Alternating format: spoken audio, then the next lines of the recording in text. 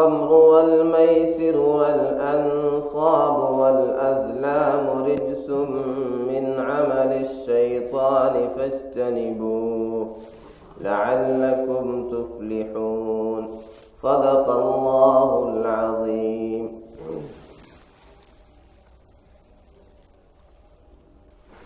واجب الاحترام بزرگوں اور دوستوں،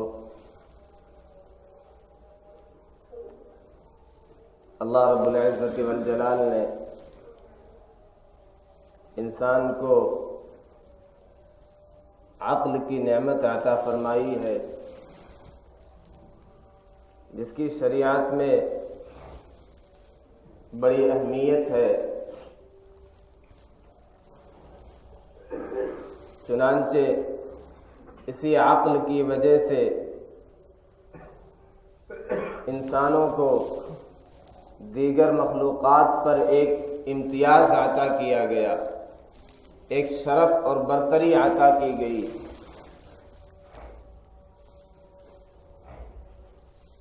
اسی عقل کی وجہ سے اسے مکلف بنایا گیا۔ شریعت کے جو امور ہیں، جو عبادات ہیں، یہ اسی کے لیے ہے جس کی عقل صحیح سلامت ہو۔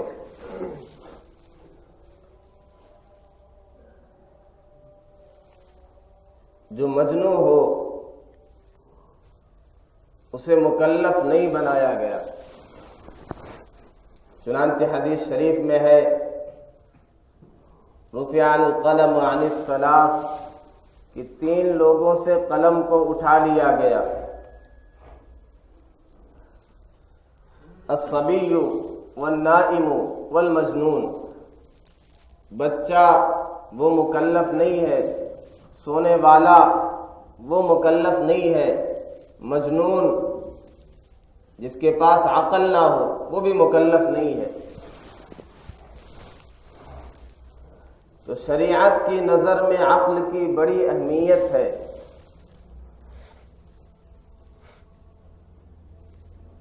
اگر یہ عقل انسان صحیح استعمال کرے تو اچھے کام کرتا ہے، خیر کے کام کرتا ہے، اپنے رب کو یاد کرتا ہے، نمازیں پڑھتا ہے، ذکر و اذکار کرتا ہے۔ لیکن جب اس کی عقل میں فتور آ گیا، اس کی عقل صحیح سلامت نہیں، اس کی عقل خراب ہو گئی، تو پھر وہ حرکتیں کرتا ہے، وہ بدتمیزیاں کرتا ہے، وہ برائیاں کرتا ہے کہ پھر حیوان بھی شرمسار ہو جائے۔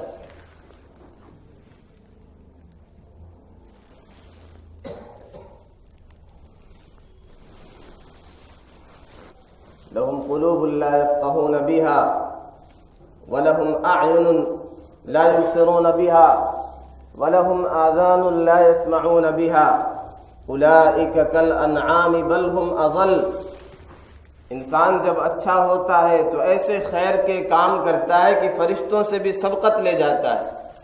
جب یہ غلط راستے پر چل پڑتا ہے، جب یہ برا ہوتا ہے تو اتنا برائی کے دلدل میں گھس جاتا ہے کہ پھر یہ جانوروں سے بھی بدتر ہو جاتا ہے۔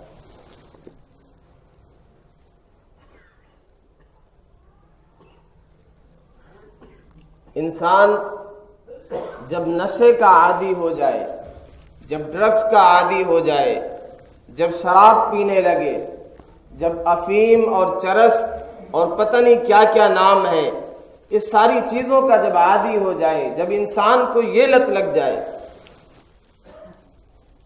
پھر اس کی عقل میں فتور آنے لگتا ہے، پھر اس کے ہوش و حواس سلامت نہیں رہتے، پھر اسے کسی چیز کا امتیاز نہیں رہتا، پھر ماں بہن میں بھی وہ فرق نہیں کر پاتا، پھر اپنے بڑے اعتدال کی حالت میں جن سے آنکھ بھی نہیں ملا سکتا انہیں بھی گالیاں بکتا رہتا ہے۔ رحمت دو عالم صلی اللہ علیہ وسلم نے جب اس معاشرے پر محنت کی بہت سی برائیوں کا خاتمہ کیا، اس میں خاص طور پر ایک اہم برائی جس کا عام رواج تھا، وہاں پر ایک معاشرتی اسٹیٹس سمجھا جاتا تھا، ہر دعوت میں گویا شراب ایک لازمی شے سمجھی جاتی تھی، شراب کے بغیر دعوت نامکمل اور ادھوری سمجھی جاتی تھی، اس قدر عام تھی شراب، ایسا رواج تھا شراب کا، اور اس کے ہزاروں نام ہوا کرتے تھے، مختلف طریقوں سے بنائی جاتی تھی۔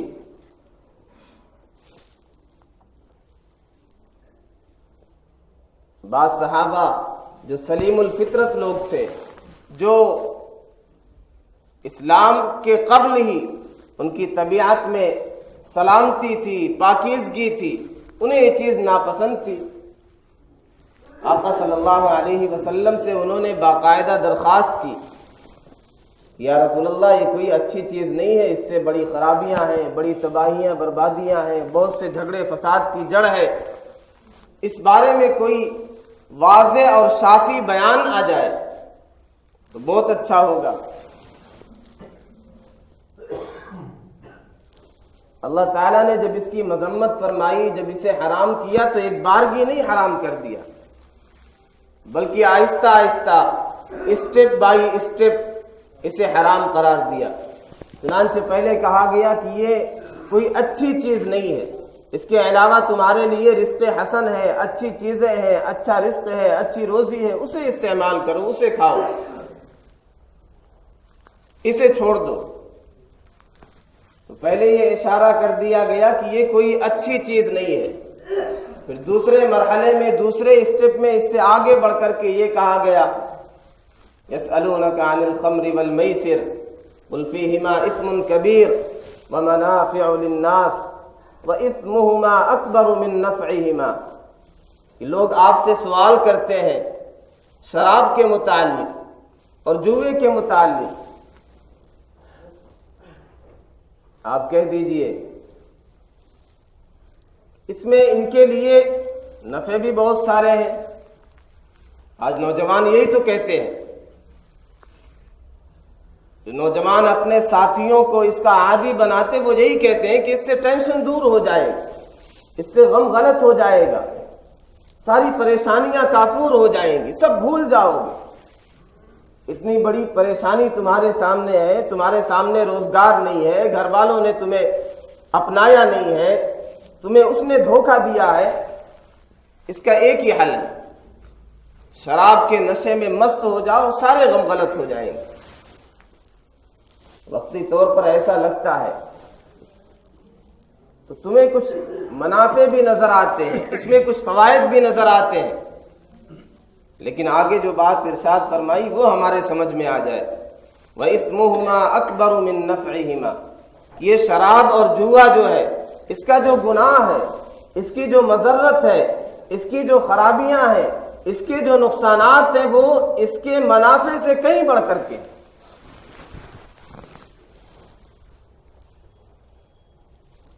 تھوڑے سے آرام کے لیے، معمولی سکون کے لیے، ایک لمحے کی راحت کے لیے کیا زندگی کو تباہ کر دینا چاہیے؟ کیا عقل کو خراب کر دینا چاہیے؟ اس کی مثال تو سلو پوائزن کی طرح ہے، یہ ہلکا زہر ہے جو دھیرے دھیرے انسان کے جسم کو کھوکھلا کرتا رہتا ہے، اس کی صحت کو تباہ کرتا رہتا ہے، اس کا مال برباد ہو جاتا ہے، اس کا گھر تباہ و برباد ہو جاتا ہے۔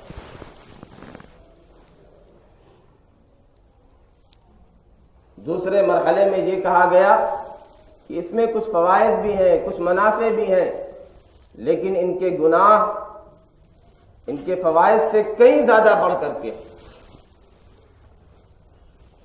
پھر تیسرے مرحلے میں یہ کہا گیا یا ایھا الذین آمنوا لا تقربوا الصلاۃ وانتم سکارى، اے ایمان والو نشے کی حالت میں نماز کے قریب بھی مت جاؤ۔ تم اس حالت میں نماز پڑھو گے، پتہ نہیں کیا کیا پڑھ دو گے، اللہ کی حمد و ثنا کرنی ہے، کہیں تم مذمت ہی نہ کرنے لگ جاؤ۔ لہذا نشے کی حالت میں نماز کے قریب بھی مت جانا۔ لا تقربوا الصلاة وانتم سکارى.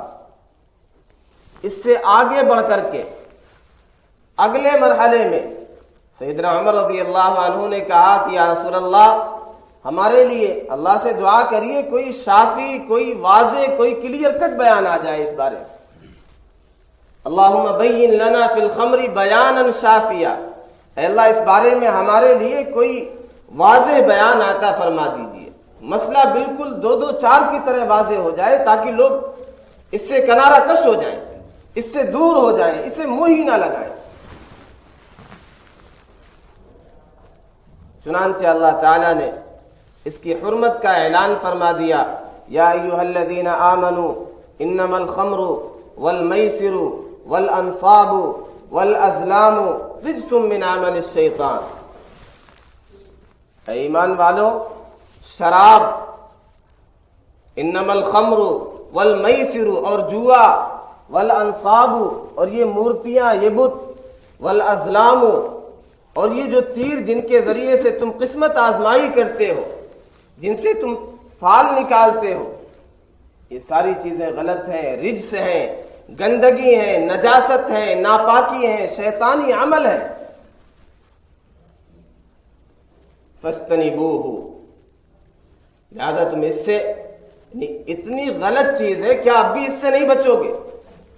کیا اب بھی اسے نہیں چھوڑو گے؟ کیا اب بھی اس سے پرہیز نہیں کرو گے؟ اس سے بچو گے، اس سے پرہیز کرو گے تو تم کامیاب ہو جاؤ گے. اور آگے ارشاد فرمایا کہ شیطان اس کے ذریعے سے یہ چاہتا ہے، انما یرید الشیطان ان یوقع بینکم العداوۃ والبغضاء. شیطان اس شراب کے ذریعے سے، اس جوئے کے ذریعے سے چاہتا یہ ہے کہ تمہارے درمیان پھوٹ ڈال دے، دشمنیاں پیدا کر دے، حسد کی آگ بھڑکا دے.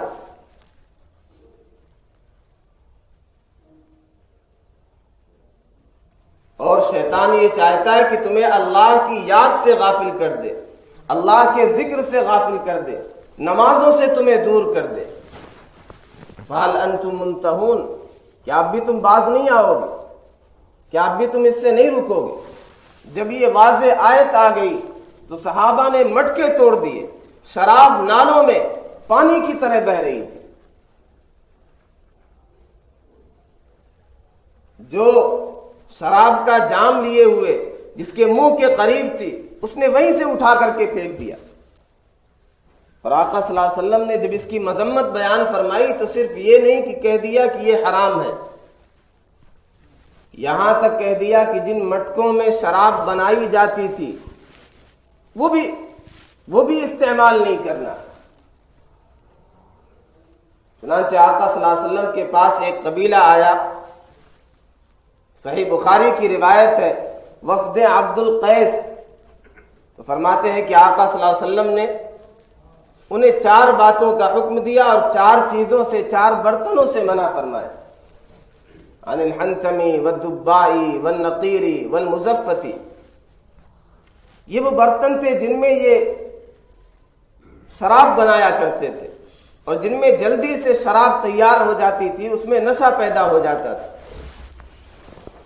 تو آقا صلی اللہ علیہ وسلم نے ان برتنوں سے بھی منع فرما دیا. کسی کو اگر بیڑی کی عادت چھوڑنی ہے تو پھر جیب سے ماچس بھی نکال کر کے پھینکنی پڑے گی، ورنہ جب جب وہ کھنکے گی اور بجے گی تو پھر اسے بیڑی ہی یاد آئے گی.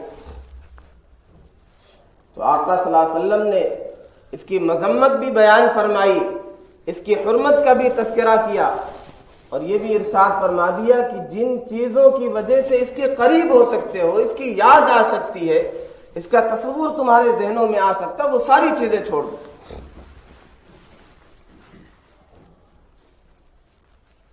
بعض لوگ یہ بھی اعتراض کرتے ہیں کہ قرآن میں حرام کہاں کہا گیا؟ حرام سے آگے بڑھ کر کے بات کہی گئی. یہ شیطانی عمل ہے، یہ گندگی ہے، یہ رجس ہے، یہ نجاست ہے. کیا نجاست بھی کوئی کھاتا ہے؟ پاخانے کے لیے کوئی کہے گا قرآن میں پاخانے کو حرام نہیں کہا گیا، حرام نہیں کہا گیا تو پاخانہ بھی کھائے. اس سے آگے بڑھ کر کے بات کہی گئی اور پھر یہ تو انکار حدیث کے جیسا ہے، حدیثیں تو بھری پڑی ہیں۔ آپ نے ارشاد فرما دیا کل مسکر حرام، ہر نشہ آور چیز جس میں نشہ پیدا ہو جائے، جس کی وجہ سے آدمی نشے میں مست ہو جائے، کل مسکر حرام، ہر نشہ آور چیز حرام ہے۔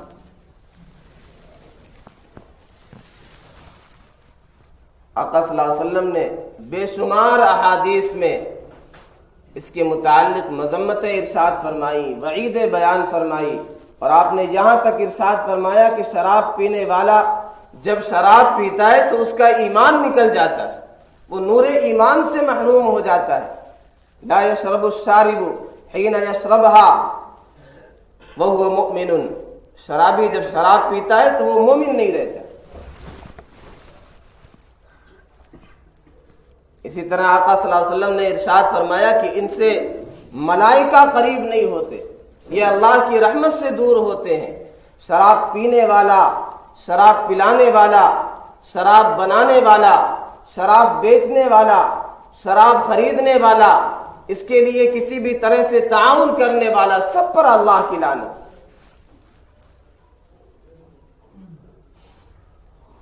اور پھر یہ وہ جرم ہے کہ اس کی وجہ سے آخرت کا عذاب تو ہے ہی، دنیا میں بھی اس کی وجہ سے عذاب آتے ہیں۔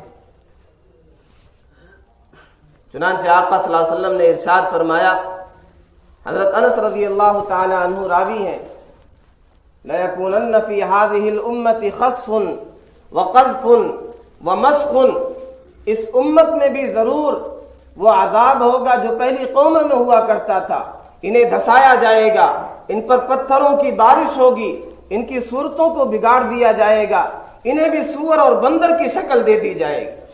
کیوں؟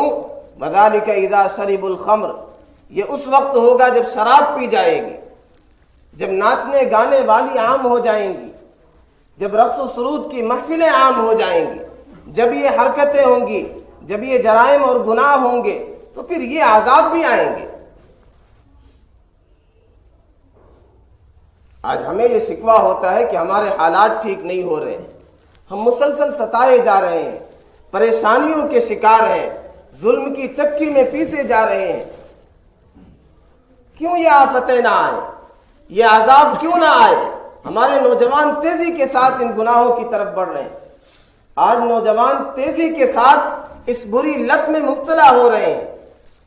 بکثرت نوجوان نشے کے عادی ہیں، شراب پی رہے ہیں، ڈرگس لے رہے ہیں، افیم کھا رہے ہیں، چرس کا استعمال کر رہے ہیں، کیا کیا نام ہے۔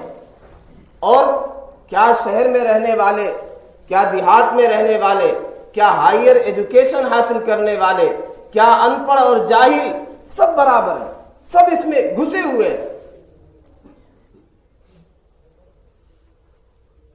کتنے گھر اس کی وجہ سے تباہ ہو گئے۔ نوجوان تو مست ہے پی کر کے، اسے اپنے پیچھے فکر نہیں کہ میرے باپ کی کیا حالت ہے، میری والدہ کی کیا حالت ہے، میرے گھر والوں کی کیا حالت ہے، میری بیوی کتنی تنگ آ چکی ہے مجھ سے، میں کتنا پریشان کرتا ہوں اپنی بیوی کو، اپنے بچوں کو، اپنے گھر والوں کو۔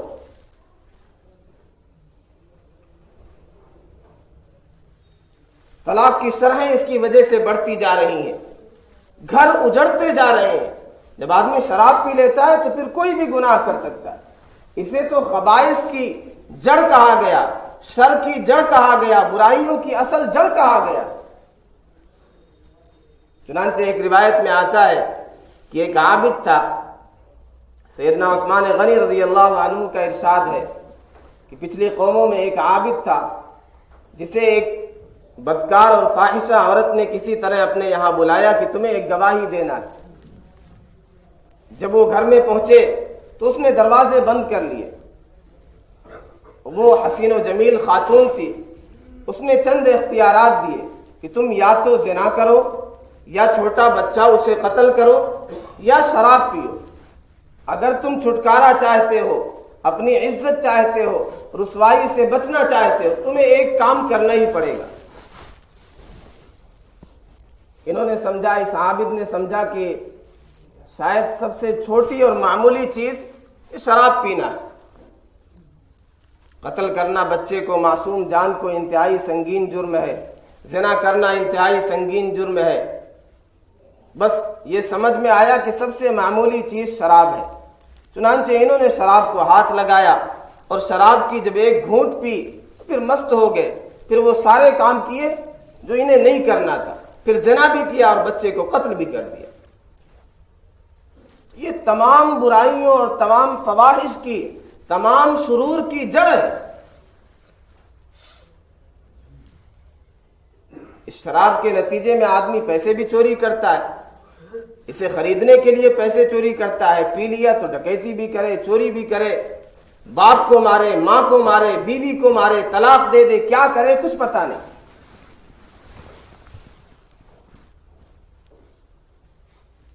بہت تیزی کے ساتھ ہمارے معاشرے کے نوجوان اس برائی میں مست ہو رہے ہیں، اس میں لت پت ہو رہے ہیں، اس برائی کے دلدل میں گھستے جا رہے ہیں۔ یہ کیسے بچایا جائے؟ والدین کو چوکیداری کرنی پڑے گی، ان کی نگرانی کرنی پڑے گی۔ ہمارا لڑکا کہاں جاتا ہے، اس کی کمپنی کیسی ہے، کس کے ساتھ رہتا ہے، کہاں بیٹھتا ہے، کون سی مجلس ہے، کیسے لوگ ہیں، کیسے اس کے یار اور دوست ہیں، کیا کرتا ہے، یہ رات کو 12 بجے 2 بجے گھر آتا ہے، کیا کرتا ہے۔ اگر ہم نے نہیں بچایا پھر انہیں کیسے حکمت عملی کے ساتھ بچانا؟ یہ نہیں کہ بالکل یک بارگی جیسے شریعت کا مزاج ہے فوراً نہیں روک دیا گیا، یہ نہیں کہا گیا پہلے مرحلے میں کہ ساری چیزیں اب تم اسے ہاتھ نہیں لگا سکتے، یا اگر کسی نے ہاتھ لگائی تو اسے کوڑے مارے جائیں۔ مرحلہ وار، اسٹیپ بائی اسٹیپ، حکمت عملی کے ساتھ 4 مراحل میں اس سے روکا گیا۔ آدمی کسی چیز کا عادی ہو جائے تو بہت آسان نہیں ہوتا ایک بارگی چھوڑ دینا، مر جائے گا، برباد ہو جائے گا، بیمار ہو جائے گا۔ حکمت عملی کے ساتھ آہستہ آہستہ کر کے، سمجھا کر کے، اللہ والوں کے قریب کر کے انہیں اس طریقے سے روکا جائے گا، محبت کے ساتھ روکا جائے گا۔ جس آیت میں اس کی حرمت کا تذکرہ ہے وہیں ایک طریقہ بھی بتلا دیا گیا کہ شیطان اس کے ذریعے سے عداوت اور دشمنی ڈالتا ہے۔ تمہیں محبت سے کام لینا ہے، تمہیں پیار سے کام لینا ہے۔ شیطان کیوں اس میں مبتلا کرتا؟ وہ چاہتا ہے دشمنی پیدا ہو جائے، عداوت ہو جائے، بغض پیدا ہو جائے۔ تو تمہیں محبت دینا ہے، اپنے اولاد کو محبت دینا ہے۔ جب اولاد کو محبت دیں گے تو پھر وہ اس راستے پر نہیں جائیں گے۔ جنہیں محبتیں نہیں ملتی ہیں، جو اپنوں سے کٹ جاتے ہیں، تکلیفیں پہنچی ہے، روزگار نہیں مل رہے ہیں، کمائی کے ذرائع نہیں نظر آ رہے ہیں، ٹینشن ہے، الجھنیں ہیں، پریشانیاں ہیں، پھر ساتھی بھی ایسے مل جاتے، کہتے ایک ہی علاج ہے، شراب پیو اور کوئی نشے کی چیز استعمال کرو۔ اب تو اس طرح کی دوائیاں بھی آتی ہیں۔ تعلیم کے لیے لوگ کہتے ہیں کہ اس سے طاقت آ جائے گی، نیند بھی نہیں آئے گی، اچھی یادداشت بھی ہو جائے گی، لہذا اسے استعمال کرو۔ تو قرآن میں کہا گیا شیطان کیا چاہتا ہے؟ عداوت ڈال دے، بغض ڈال دے، نماز سے روک دے، اللہ کی یاد سے روک دے۔ تو انہی چیزوں کی طرف لا کر کے اس غلط عادت سے روکا جا سکتا ہے۔ اللہ کی یاد میں لگا دیں، اللہ والوں کے پاس بھیجیں، جماعت میں بھیجیں، خانقاہوں میں بھیجیں، نماز کی طرف اسے لے کر کے آئیں۔ جب یہ چیزیں ہوں گی، اسے محبت دیں گے، اسے پیار دیں گے، تو پھر خود ہی وہ یہ ساری چیزیں آہستہ آہستہ چھوڑ دے گا۔ جگر مراد آبادی رحمت اللہ علیہ، خواجہ عزیز الحسن مجذوب رحمت اللہ علیہ سے ان کی ملاقات ہوئی۔ دیکھا ڈپٹی کلیکٹر، بہت اعلیٰ تعلیم حاصل کیے ہوئے اور بامشرہ ہے، داڑھی ہے، ٹخنوں سے اوپر شلوار ہے۔ پوچھا یہ حالت کیسی؟ کہا حکیم الامت مولانا اشرف علی تھانوی رحمت اللہ علیہ کی مجلس میں، ان کی صحبت میں رہنے کا یہ فیض ہے کہ اللہ تعالیٰ نے یہ نور دے دیا چہرے پر اور مشرہ کیفیت ہو گئی۔ یہ حالت ہے، شرعی لباس ہے، ساری چیزیں۔ جگر مراد آبادی کے متعلق پوچھا تو انہوں نے کہا کہ پینے کو تو بہت پی لی، اب ہے روز حساب کا دھڑکا، اب یہ خیال ہے کہ آخری وقت ہے، چل چلاؤ کا وقت ہے، رب کو کیسے منہ دکھاؤں گا، رب کے سامنے کیسے حاضر ہوں گا، اتنے گناہ کیے، اتنی شراب پیتا ہوں۔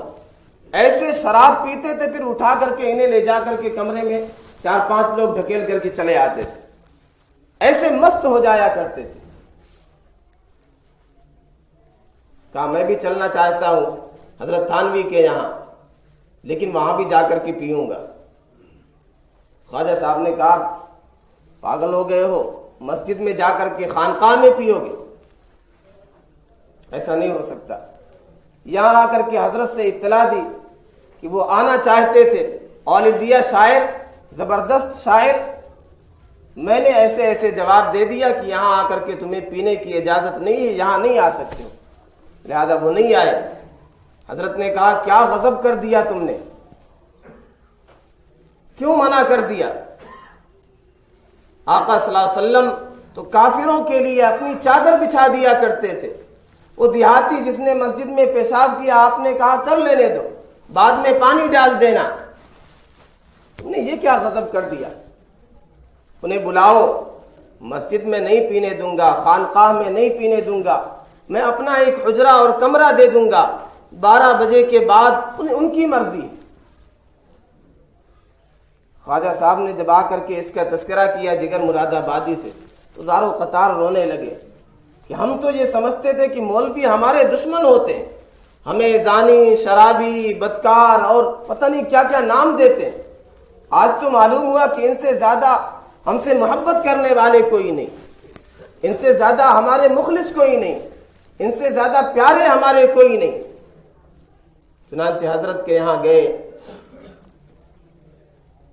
حضرت کی صحبت میں رہے اور کہا کہ میرے لیے دعا کر دیجئے، ایک تو میں داڑھی رکھ لوں، اور ایک تو یہ شراب چھوٹ جائے، اور ایک یہ کہ میں حج بھی کر لوں، اور چوتھی دعا یہ ہے کہ ایمان کی سلامتی کے ساتھ اس دنیا سے میں رخصت ہو جاؤں۔ حضرت نے دعا فرمائی، شراب انہوں نے چھوڑنے کا وعدہ کر لیا، اطباء کے پاس گئے، ڈاکٹروں کے پاس گئے، دلی کے بڑے بڑے اعلیٰ تعلیم یافتہ ڈاکٹر ان کے پاس گئے، انہوں نے کہا نہیں پئیں گے تو مر جائیں گے، بہت جلدی مر جائیں گے۔ کہا موت اگر کل آنی ہے آج آ جائے، آج آنی ہے ابھی آ جائے، میں نے اس ملعون چیز کو، شراب کو چھوڑ دیا ہے، اب اللہ کی رحمت کے سائے میں مرنا چاہتا ہوں، میں اس لعنت کے ساتھ رب کے سامنے حاضر نہیں ہونا چاہتا ہوں، میں اس حال میں رب کے سامنے جانا چاہتا ہوں، میرا رب راضی ہو۔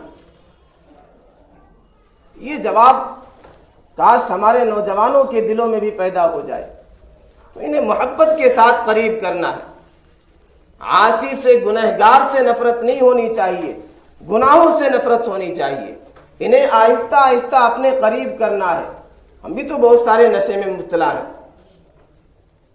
کسی کو غلط چیزیں دیکھنے کا نشہ ہے، بدنگاہی کا نشہ ہے، گانے سننے کا نشہ ہے، غلط سوچنے کا نشہ ہے، غیبت کرنے کا نشہ ہے، فلمیں دیکھنے کا نشہ ہے، فحش فلمیں دیکھنے کا نشہ ہے، غیبت کرنے کا نشہ ہے، کیا کیا نشے ہیں۔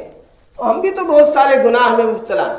ایسے لوگوں کو ہم دھتکارے نہیں، انہیں شرابی اور بدکار اور غلط ناموں سے یاد نہ کریں، محبت کے ساتھ ان کی اصلاح کی کوشش کریں، اللہ والوں کے قریب کریں، علماء کے قریب کریں، نماز کے قریب کریں، اور اچھے لوگوں کے قریب کریں تاکہ ان کی اصلاح ہو۔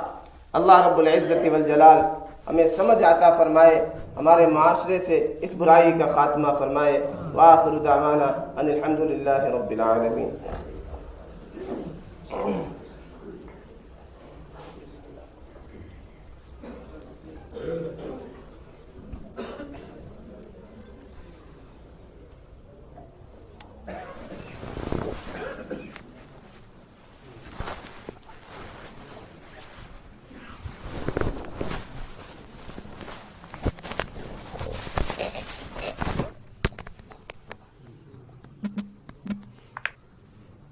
أعوذ بالله